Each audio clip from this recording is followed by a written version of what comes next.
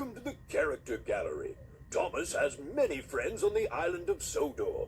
Visit them all by pressing the left arrow button on your controller.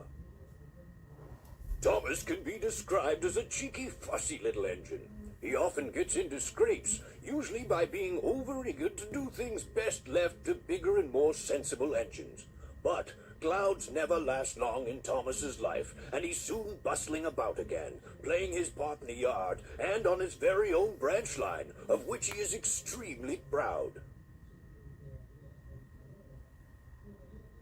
James is a medium-sized engine. His 6 driving wheels are not as big as Gordon's and not as small as Thomas's.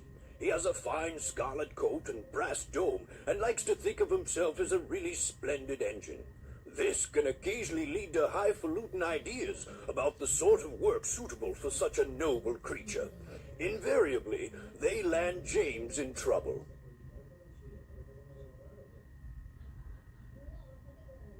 Percy is the junior member of the principal team of engines. He's a happy little chap who's normally quite happy buffing around the yard with no particular desire for adventure in the great world outside. He is always keen to oblige, a fact of which the other engines are apt to take advantage.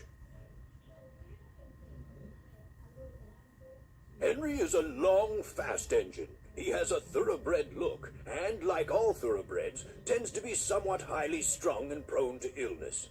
But he has his new shape now, and sympathetically driven, he'll give any engine a run for its money. Mavis is a feisty young diesel engine who works at the quarry. She's full of her own ideas and doesn't take kindly to advice. She has a lot to learn about trucks, but with Toby's help, she's learning to be a really useful engine. Gordon is the senior member of the engine family, the fastest and most powerful of my string, and he knows it. He's good-hearted, though, and always willing to forgive, and use his superior strength to help smaller engines out of trouble. Toby is old-fashioned, both in looks and outlook. Every engine, no matter how old, wants to be really useful, and having once nearly been scrapped, Toby is always happy to work. He's not above being temperamental sometimes, but since he works mainly up an outlying quarry line, he can work off his moods without causing grief to anyone, except his own faithful coach, Henrietta. Annie and Clarabelle were given to Thomas as a reward for being a really useful engine. They're much loved, but have both seen better days. Annie carries passengers. She's always pulled by Thomas and travels facing him. Clarabelle is a composite coach. She has one section for passengers and one for luggage and the guard. Clarabelle always travels behind Annie, facing away from Thomas.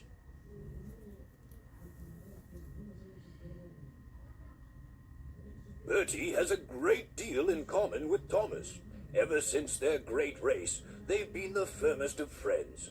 Bertie's strongest characteristic is his friendly grin and his readiness to help any engine prepared to admit that just sometimes roads have their uses as well as rails.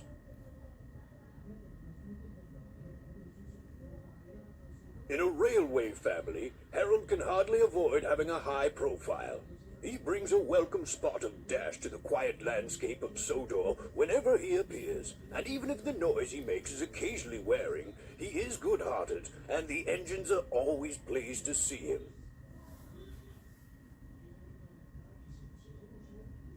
Like all cranes, Cranky has a high and mighty attitude, which often annoys the engines. Cranky knows that if he ever gets too big for his crane hook, the engines have ways of getting back at him. However, Cranky enjoys teasing them because, he says, it makes for good working relationships. But don't ask Percy if he agrees. It's been many years since I first came to Sodor as a railway engineer. I rose quickly in the company, being a director at an early age, and eventually chairman. My imposing appearance, no less than my firm but kindly handling of both engines and staff, earned me the affectionate nickname of the Fat Director. Then, After nationalization, when I was awarded a knighthood for my services to the railway industry, I became Sir Topham Hatt, the Fat Controller.